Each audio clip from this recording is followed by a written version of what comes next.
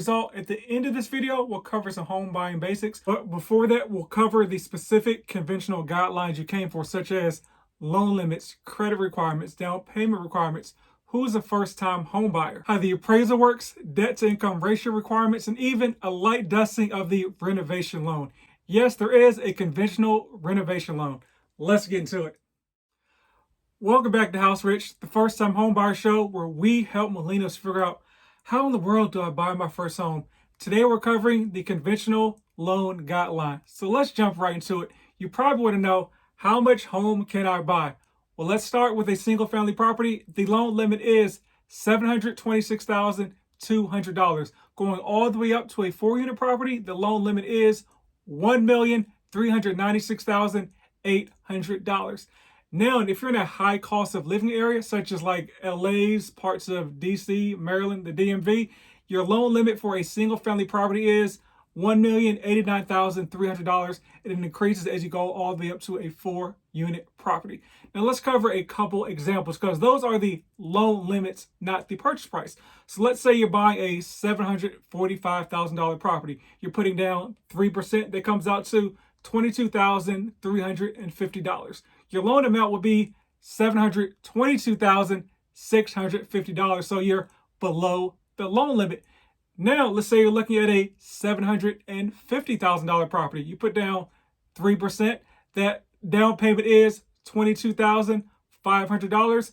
Now your loan amount would be $727,500. So you are above the conventional loan limits. As a result, it will be a jumbo loan, which has a lot higher credit requirements, down payment requirements, reserve requirements, etc. So you don't want to be in the jumbo threshold. As a result, what you do in this scenario, you just put down another $1,300 to take you down to the conventional loan limit. Let's talk about those high cost of living areas. If you want to know if you're in one, just Google conventional loan limits map and FHFA. It should be the first result. It'll also be down in the description. You'll see the map that is before your eyes right now. So the areas that are highlighted a certain color are above the normal conventional loan limits. Now let's look at a couple areas, for example. So Hawaii or the LA County area, surprise, they go all the way up to the max of $1,089,300 for a single family property. If we travel up to the Seattle area, King County, your loan limit is $977,500. If we go to New York, not like Manhattan, because that's also in the $1 million area, but if you go to Dutchess County, your loan limit is $726,500. So it is slightly above the normal conventional loan limit. So depending on where you are, it could go all the way up to that max or be somewhere in between, but check the map for your specific area. Let's talk down payment requirements, because this is where a lot of people get mixed up. You hear a conventional loan is 5% down. Then you hear a conventional loan is 3% down. Here's when it's 3 and here's when it's 5. If you're a first-time home buyer, it is 3% down. A first-time home buyer per conventional guidelines is somebody that's not been on the deed to a property in the last 3 years, whether you've actually lived in that property currently or not. Or you can be a not first-time home buyer, but you can get a home ready or home possible loan. We'll dive into that a little bit more in a second. If you're not a first-time home buyer, but this is your primary residence, that's when it's 5% down. Or if you are a first-time home buyer, but you're purchasing in one of those high balance or high cost of living areas, the down payment is 5%. We're still on a primary residence. If you're looking at a duplex, your down payment is going to be 15%. If you're looking at a 3 to 4 unit property, up to 25%. This is why if you're looking to buy a multifamily property, you should pretty much always go conventional due to the only 3.5% down payment requirement, no matter how many units it is. If you're looking at a second home or vacation property, that down payment requirement is 10% down. If you're looking at an investment property, that minimum down payment is 15% down. So where does the 20% down thing come from? It has to do with dropping the mortgage insurance. Once you put down 20% initially on a property, you do not have mortgage insurance on the property. However, that leads to another myth, which is once you pay down the loan amount down to 20%, the mortgage insurance automatically drops for a conventional loan. That is actually not accurate. For a conventional loan, if you don't put down that 20% initially, the mortgage insurance does not drop off until the 78% mark automatically. If you want it to drop off earlier, you need to contact them and ask them what you need to do to meet that 20% equity requirement, aka an 80% loan to value ratio. And that could be either a certified market analysis, which is somebody just saying, hey, I think that's what the property's worth. That's somebody being a realtor. Or you may have to get an appraisal done, or another option from your lender. But make sure you keep an eye on that, because they will not contact you at 80. You got to contact them. Also, as a reminder, one of the huge distinctions between mortgage insurance on an FHA loan and a conventional loan is, one, an FHA loan has upfront mortgage insurance, which is 1.75% of the loan amount, and the mortgage insurance stays on the loan forever, no matter what your loan to value ratio is, unless you initially put down 10% on your FHA loan, which, why in the world would you do that? Then it falls off at the 11-year mark. Credit requirements. For a conventional loan, you need at least a 620 credit score to meet the minimum qualifying guidelines. Having said that, lenders have overlays, which means that they could require you to have a higher credit score. Having said that as well, it's very hard to qualify at a 620 credit score for a conventional loan. So try to shoot for at least a 640 credit score. And for conventional loans, typically your better pricing starts at about a 680 credit score. This is for a primary residence. Now, if you're looking at stuff like a duplex, you're going to need at least a 640 credit score, and a 3 or 4 unit property, somewhere between a 640 and 660 credit score. Now, there are other showstoppers as far as credit events that will stop you dead in your tracks no matter what your credit score is. If you've had a bankruptcy, Chapter 7 or 13, you're going to need to wait between 2 to 4 years, depending on the bankruptcy type. If you've had a deed in lieu of foreclosure or a short sale, you're going to need to wait at least 4 years. If you had an actual foreclosure, you're going to need to wait at least 7 years in order to apply. Also, if you have an IRS debt, you're going to need to have a payment plan in place with the IRS to get funding. And also, whatever that payment is will be added to your debt to income ratio. So be aware of that. Now, in interest rates, which are better for a conventional or FHA loan? So typically for an FHA loan, your interest rate is going to be better than a conventional. However, your mortgage insurance will be higher than it is for a conventional. So you got to remember, keep in mind, as I said earlier, the mortgage insurance on an FHA loan stays on the loan forever unless you initially put down 10%. As a result, the only way to drop mortgage insurance on an FHA loan is to refinance into a conventional. So unless you're house hacking or just can't qualify for a conventional loan, you might as well always start there, because you're going to have to pay thousands of dollars to refinance into a conventional loan. And also, who even knows where rates will be at the time? So let's say you lock in a 5% FHA rate. Let's say rates go up to 6%. So now if you refinance to a conventional loan, your rate will be 6%. In that scenario, it makes no sense to refinance, because your principal and interest payment may go up, which cancels out, knocking out the mortgage insurance. That's why even if your conventional rate is slightly higher, you still want to compare the two quotes, looking at what the payment will be, assuming the mortgage insurance drops off. Because typically you can drop your mortgage insurance anywhere between 3 to 6 years after purchase. Debt to income ratio, or DTI. So your back end debt to income ratio, which is basically your monthly finance debts plus the future mortgage payment divided by your income before taxes, can go up to 49.99%. Having said that, and this is obviously your call, going up to that 49% debt to income ratio is very dangerous, because, as I mentioned, that income is before taxes. You're obviously getting your income after taxes. So your real life debt to income ratio may be close to like 70, 80%. So it may be hard for you to save and kind of live the lifestyle you want to live. That's why you're here, folks, saying home ownership is so expensive, I don't have any money, because they could qualify for a number, but they couldn't necessarily afford that number. What you can afford and what you can qualify are two different numbers.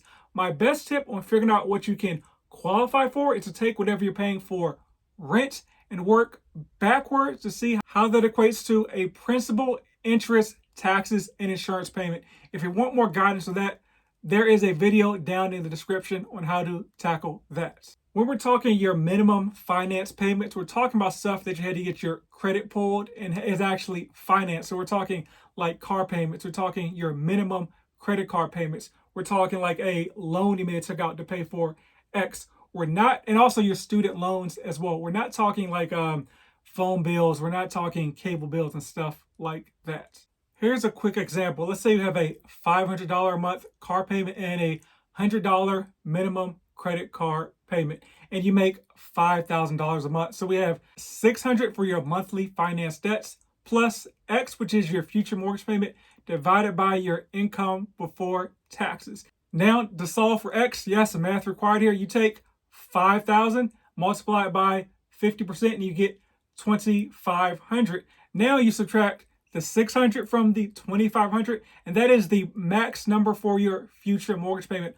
Once again, not to be confused with what you can afford. It may be more, but you're capped at what you can qualify for, or it may be less, and you should cap yourself at what you can afford. Let's tackle income a little bit more. You're going to need a 2-year work history for a conventional loan, unless you're right out of college and that 2-year work history requirement is null and void. Now, if you have any non-standard pay, so we're talking like commission, we're talking bonuses, we're talking overtime, you need a 2-year history of those items. If you don't have 2 years, it can't be used, and the underwriter is going to actually use an average. So let's say your bonus is $10,000 year one and $15,000 year two. Your average is $12,500. Now let's say you have a bonus of $15,000 year one and $10,000 year two. Your underwriter is going to use the lower one because it's declining, and now your bonus will be $10,000. Now, if you're self-employed, you're going to need a 2-year history of self-employment. However, do not try to calculate your self-employment income yourself. Talk to a lender, because here's what happens is you take your taxes to a CPA or you try to do it yourself, and your goal or their goal is to write off everything under the sun. Great for you come tax time. However, your lender can only use your taxable income. The vast majority of self-employed people have a lot less usable income than they actually think. I remember my first year as a lender, I had a guy that made $120,000 before taxes. However, the CPA did their magic and wrote off everything under the sun. As a result, he only made $15,000 in usable income. So he could actually afford the house pretty easily, but he could only qualify. Well, actually, he couldn't qualify at all. Sorry, not sure why I'm laughing here, but because he only made $15,000 and couldn't qualify for the home on paper, unfortunately. With a conventional loan, you can get a gift to help with the down payment. I'm going to read directly from the Fannie Mae conventional guidelines to let you know who can actually give you a gift. It says a relative defined as a borrower's spouse, child, or other dependent, or by any other individual who is related to the borrower by blood, marriage, adoption, or legal guardianship, or a non-relative that shares a familial relationship with the borrower defined as a domestic partner or relative of the domestic partner, individual engaged to marry the borrower, former relative, or godparent. Those are the only people that can provide you a gift when it comes to a conventional loan.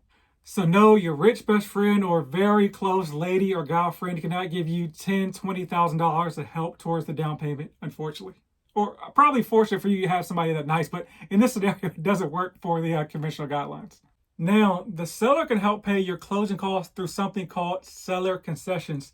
These are the limit caps. If you put down between 0 or really 3 to 10%, the max seller concession is 3%. If you put down between 10 and 25%, the max is 6%. Above 25%, the max is 9%. If you're purchasing an investment property, no matter what the down payment is, the max seller concession is 2%. Appraisal. The appraisal for a conventional loan is more forgiving than an FHA loan. With an FHA loan, there's certain things that have to be fixed and are showstoppers, such as open outlets, railings not being on steps, standing water in a backyard. So in a situation like that, you may have to get the backyard resloped on the property. This is one of the many reasons that realtors tend to favor conventional offers over FHA offers when recommending the equivalent offer to a seller. Also, with a conventional loan, the appraisals are transferable per the guidelines. So for instance, if you go to lender A, you get an appraisal done with them. For some reason, something happens and you want to switch to another lender in the middle of the process, be careful when doing this, but it's your right to do that. You, by guideline standards, can transfer the appraisal, but you do need to check with that lender to see if they will accept it, because as I mentioned, lenders have overlays so they don't have to go by the conventional guidelines. They can stack on additional requirements on top of that. Also, at the lender's discretion, you have what's called a desktop appraisal or an appraisal waiver. A desktop appraisal is what it sounds like. An appraiser sits at a desk, looks at similar homes in the area, and comes up with a home price. Now, if you have a desktop appraisal done and you don't like the results, because maybe you're in an area that may have older homes, but the inside of the home you're buying is like bananas. Everything's been renovated. There's a pool inside for some reason. There are a bunch of upgrades inside the property. In that scenario, you typically want to get an actual hands-on appraisal done so that the appraiser can go inside and actually factor the upgrades into the appraisal. With the desktop, they're literally just looking at similar homes in the area and just doing a calculation based on square footage, bedrooms, bathrooms, etc. Now, in a situation where the purchase price of the home may be so far under the average value of homes in the neighborhood, the lender may allow you to do a complete appraisal waiver, which means you don't need an appraisal if you didn't pick that up. But to be clear, an appraisal never waives the need for an inspection. Always, always, always get your property inspected, no matter what your realtor says will work out best for getting your offer accepted. Because let's say your offer does get accepted because you waived the inspection. Now you go to live in the home and a month later it starts to rain and your roof's leaking, and now you have a $20,000 roof repair that needs to be done. What did you actually win by doing that? Your realtor won a commission and you won a $15,000 roof bill. Congrats. Now let's cover the Homestyle Renovation loan. It is similar to an FHA 203K loan, but there seems to be a lot more leeway with the FHA 203K loan. So the big benefit of this is you can roll the purchase price, the repairs into one loan amount. You can use this on any property type, a 1 unit to 4 unit property, primary residence, a second home, or an investment property. You can do things such as renovate the kitchen, renovate the bathroom, do landscaping outside, put a smaller house on the property. You can not do things such as put a bigger house on the property or any changes to the property that change it by more than 50%. I think that's it, guys and gals. If you got value, let me know. Leave a comment down below. I'm here in the Dallas area, but can help you in any of the 50 states. So if you need help, contact me. My information is down below. I'd love to help you reach your home ownership goals. But as always, buy land. Rumor has it they're not making any more of it.